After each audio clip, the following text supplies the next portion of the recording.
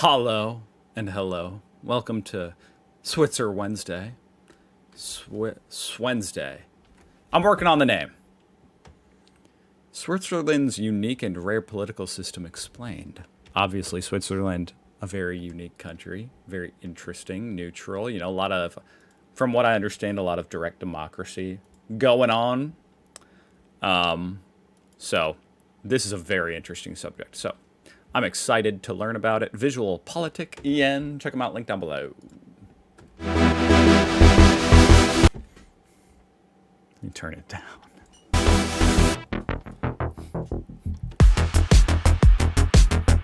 Here's a question. Didn't expect all that. If I ask you to think of a perfect democracy, your ideal democracy, what would it be? What would it look like?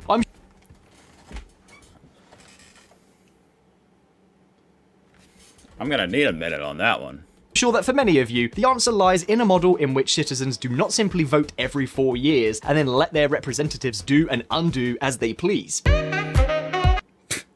Yeah, you know what? Actually, in all seriousness, like, I have thought about this type of thing before. Like, what if I could really like fix one thing about democracy? If I could like add one thing to the protocol, like to the United States Constitution.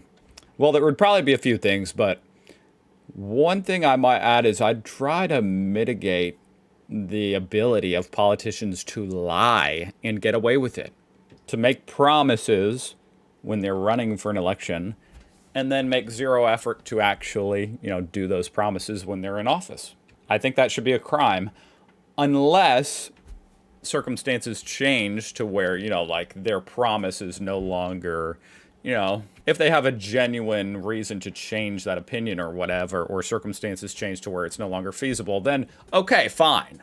But like, it's almost like it needs to go on trial. They should have a trial. If a politician makes a big promise, and then they just totally lied, I want to see them have repercussions for that.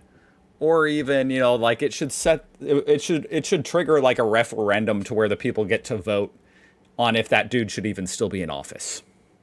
That would be cool. Let's see what Switzerland does. Well, Switzerland is often referred to as the country of the eternal election campaign. It's quite likely that if you ever get the opportunity to travel there, you will see electoral posters asking for a vote in favour or against one issue or another. What was that guy doing? Was that blood? Was he... Oh, okay. I thought he was having a real issue here where, like, blood... I don't know. I don't know what I thought.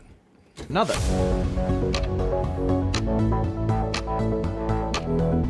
The first thing to know is that the Swiss legislative system is bicameral. That is, there are 2 chambers of representation when proposing and passing laws. In Switzerland's case, there is a chamber that represents the citizens, the National Council. This is the lower chamber and is composed of 200 representatives who are elected by cantonal constituencies, meaning that the cantons with the largest populations have more seats. And then there is a second I learned about the cantons in the history video. chamber, which is the Council of States, which represents the cantons and would be something roughly equivalent to the Senate.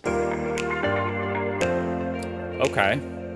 The Council of States has 46 representatives, 2 for each of the 20 full cantons and 1 for each of the 6 half cantons. In other words, in this upper chamber, the population of each canton is irrelevant in the distribution of seats. This is done in order to reinforce the search for a broad consensus covering the largest number of territories, and thus prevent the most populous cantons from determining all decisions. The fact is that between the two, between both chambers, they form the so-called Federal Assembly, and sometimes, for very specific matters, both chambers meet jointly, resulting in the United Federal Assembly.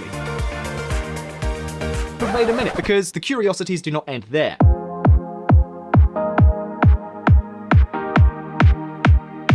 The fact is that Switzerland has one of the most fragmented political systems in the world. For example, take a look at the composition of the National Council, because this is, in fact, key to everything that we're going to tell you. As you can see, the Swiss parliament is characterized by being very fragmented, or, depending on how you look at it, by having a lot of political plurality. There are between 3 and 4 major parties with a very similar presence, and about 7 others with parliamentary representation. You know what I mean? A lot of times fragmentation can be good. Purposely stifling the process. A lot of times people complain over here in the States, oh, the Congress is so slow, and I'm kind of like, sometimes that can be annoying, right? When things need to get done, like when you have a president, Donald Trump, going rogue, breaking the Constitution, and he needs to be reined in by Congress, then yes, of course, that's an issue. But like in general matters of creating laws and stuff, I want that process to be arduous. I don't think you should just willy-nilly be able to pass a law. First glance, this political scenario would surely indicate a situation of ungovernability. To get so many different parties to agree, what a nightmare, right? But no, this is not the case in Switzerland. Dude, the music is going crazy in this video. I like the video, but the music's going crazy. Let's move on. Swiss politics is one of consensus, multi-partyism, and co-participation. In fact, to give you an idea, the president of the National Council is allowed to serve for only 1 year. Then every year, another person is elected president of the parliament. And yes, that person is usually from a different party than the previous president. You could say that in Switzerland, there is an idea that the concentration of power in just a few hands must be avoided at all costs. And I like that. I like that. In general, I like that. I think that's pretty cool. Now, of course, that can, once again, cause things to move slowly, and it can be a little bit more inefficient. But it avoids, you know, the number one issue of centralizing power into one maniac's hands. And Donald Trump.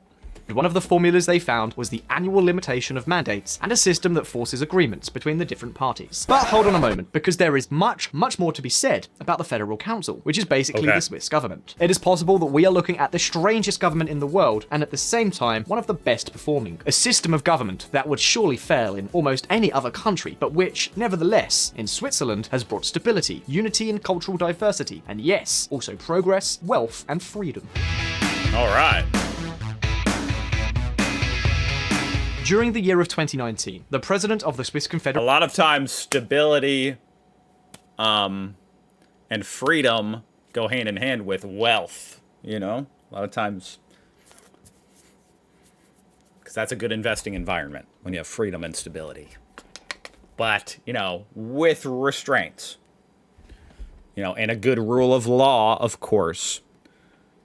Was Orly Mora. In 2020, it was Simonetta Sommaruga. In 2021, it is Guy Parmelin. Yes, that's right. And no, don't panic. We're not talking about an epic political crisis. Swiss federal presidents are only in power for It's not the UK. 1 year, from January the 1st to December 31st. I mean, in the UK, they're only in power sometimes for like 2 months. During what is called the presidential year. So at the beginning of December each year, the United Federal Assembly meets to elect the president for the new presidential year, who will almost certainly be from a different political party than the previous year. What's more, the same person cannot be re-elected for the following year. It has to be a different one. However, the person chosen must be one of the 7 members of the Federal Council, who can be re-elected every 4 years without any problem. Okay, so has your head exploded already? Well, bear with me, because there's more. The Swiss federal government is governed by the so-called directorial system. This means that all 7 members of the government have exactly the same status in terms of decision-making power and rights within the government. No one is higher on the ladder than anyone else. Yes, that's right. Switzerland is currently the only country in the world with a government that is basically a collegial body. The president simply presides over meetings and represents the government in its foreign relations. But that's it. Nothing more. Sounds pretty nice to me about now. I have kind of felt that way about the United States president, you know, like even before Donald Trump just makes it all the more, you know, obvious that, you know, maybe some reforms could be beneficial. But like, do we need a president? Do we need a president? Like, I like the idea of having, you know, Congress and the Supreme Court and, you know, and then, you know, the president, the executive branch, all balancing powers, you know, checking each other. But, like, why does the executive branch need to just be one person? I would rather it be, like, a board of, like, 7 people. Like, what? It sounds kind of like that's what Switzerland does, more or less. And, yeah, I have thought that, like... And yeah, like you might kind of need to, for logistical purposes, assign someone as the spokesperson, the president, like Switzerland is doing, but like it's almost like ceremonial or more like you know, like just giving them the microphone, you know, not actually letting them have a bigger vote, just letting them speak on behalf, you know, just for the sake of having a spokesperson that can go and meet with other heads of state and stuff. In addition, This is pretty cool. I like this. the government has for many years been formed by 4 political parties, and the 2 + 2 + 2 + 1 formula is usually followed to distribute the seats among the 4 most voted parties. Do you remember what we were telling you before about parliamentary fragmentation? Well, here it is. And to make things even more complicated, when it comes to forming the Federal Council, that is the government, not only are the political parties taken into account, but also cultural diversity. For this reason, of the 7 council members, 4 come from the German-speaking part, 2 from the French-speaking part, and 1 from the Italian-speaking part. This way, the composition of the government is similar to the cultural distribution of the Swiss population, so that no one complains. The fact is that So that no one complains. You're always going to get people complaining. You know, by the very nature of, like, the kind of necessity of having... I mean, Switzerland does implement a lot of direct democracy, but you can't really do that for practical purposes for everything, right? So you kind of need representatives to get anything done. You gotta need representatives. And so, by definition, that means you're reducing 1 million people down to 1. You're never gonna, even if 1 million people voted for that one guy, it doesn't mean that one guy actually perfectly can represent all 1 million people and make them all happy. It's impossible. in the end, everything that we're telling you about the federal government has a practical effect: consensus. The idea is that all 7 members have to argue all decisions as their own, even if they don't like them individually. You know, sometimes I give in, sometimes you give in, and that's how the Swiss government works. Doesn't it seem like it's from another planet? The truth is, my friends, is that the Swiss political system is perhaps one of the best, for many reasons. It combines direct democracy with decentralization, which is embodied in federalism, and it also guarantees cohesion in a very culturally diverse society. And all this while promoting multi-partyism and consensus politics. Piece of cake. And now, at this point, the question that I would like to ask you is, what do you think of the Swiss political system? Do you think that in your country, in your society, it would be possible to have such a system? As always, Anything's possible. If you put your mind to it, man, anything's possible. Wow, that was a really cool overview. Overall, I think that's a really awesome system. I think that's really fascinating. And it seems to be functioning quite well, which I love to see, you know? It's always cool when... Because, of course, in hindsight, you can always say, oh, that worked really good. But, like, when you're... To the people who the architects of this system, you know, they're just coming up with it. And it's like, wow, good job, guys. That worked out pretty well. And it's impressive. As a Swiss, I'm indeed baffled by the fact that other countries give that much power to just one person. Right. Yeah, it is a little bit baffling. Now, of course, in the idea, like the founders of the United States, for example, obviously that's where I'm from. The idea is that that one person has a lot of power and influence, but it's constantly being checked by Congress and the Supreme Court. In practice, it turns out that that one person can just, like, screw a bunch of shit up, and then Congress and the Supreme Court are just, like, sitting there trying to pick up all the pieces. Meanwhile, the president's out way ahead, you know. They've made it halfway across the globe, throwing everything, bombing everything, screwing the whole thing up. And then you have these other two branches trying to pick up all the pieces. And it can be difficult, which is why I think that,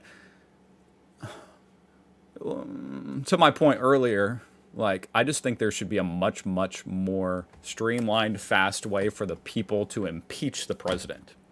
You know, I think that would help balance it out a lot. I kind of think that almost at any point, it's almost like there should be an ongoing referendum. And it's like if 2/3 of the country votes to impeach the president, He should just be impeached. I think that sounds pretty good to me. And we have the technology to do that. I mean, like, I understand, like, back when, you know, a lot of these systems, including the United States, even though it's a young country, was founded, of course, having a referendum every day is totally impractical. But now that we have computers, and you could, you know, try to use some kind of decentralized system to facilitate it and make it provably true, you know, and accurate, maybe you could do it. Thanks for watching. I'll see you guys tomorrow. Bye.